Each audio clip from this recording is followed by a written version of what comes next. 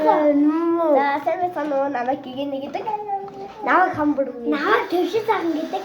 Тэгээд гурван яваад энэ гамс цайны төл.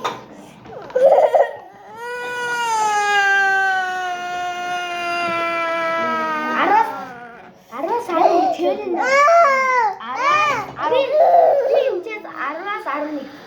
Би энэчээс 10-аас 4-ийг наадахын жамсаад үзье.